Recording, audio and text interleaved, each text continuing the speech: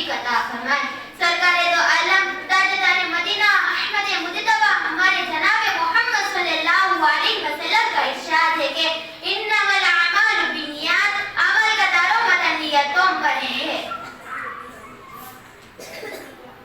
اب میں اپنے مقصد کی طرف چلنا چاہتی ہوں کہ اللہ تعالیٰ نے انسان کو تاکید فرمائی ہے اپنے پیدا کرنے والے، اپنے پالنے والے، اس کی پرورش کرنے کی بندگی کی، اور اس کی فرما برداری کرنا اور اس کی اطاعت کیا کرا۔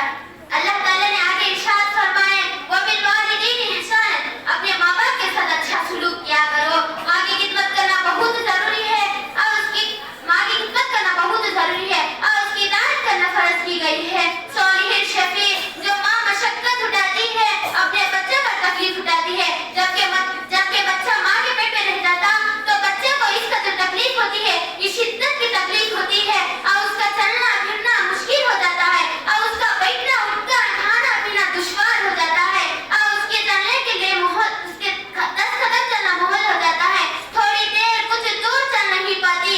اللہ اللہ، جب بچے پیدا ہونے کا وقت ہوتا تو ماں کو اس قدر تکلیف ہوتی ہے، اس شدت کی تکلیف ہوتی ہے، اس کا اندازہ وہی لگا سکتی ہے۔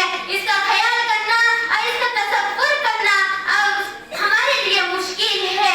حضرت ابو امامہ رضی اللہ عنہ فرماتے ہیں کہ ایک شخص نے حضرت صلی اللہ علیہ وسلم کے خدمت میں آ کر دریافت کیا، اے اللہ کے رسول، ما حق والدین کا حق کیا ہے؟ جناب سرکار دو عالم تاجدار مدینہ احمد مجتبی ہمارے جناب محمد صلی اللہ علیہ وسلم نے ارشاد فرمائے وَجَنَّتُكَ وَالنَّارُ، وہی تمہارے لیے جنت ہے، وہی تمہارے لیے دوزخ ہے۔ ایک واقعہ یاد آیا کہ جناب قاری حنیف صاحب اپنے تقریر میں بیان فرماتے ہیں کہ ایک لڑکا تھا، وہ اپنے والد صاحب کے گود میں بیٹھا ہوا تھا اور اس کے والد اور اس بچے کے سامنے ایک ٹیبل بیٹھ پر کوا بیٹھا ہوا تھا اور اس کے والد صاحب سے پوچھا کہ ابا یہ کیا ہے؟ اور اس کے والد صاحب نے کہا کہ بیٹا یہ کوا ہے۔ پھر پوچھا ابا کالا کیا ہے؟ اس کے والد صاحب نے سمجھا کر کہا بیٹا یہ کوا ہے، یہ کالا ہے، ایک کاؤ کاؤ کرتا ہے۔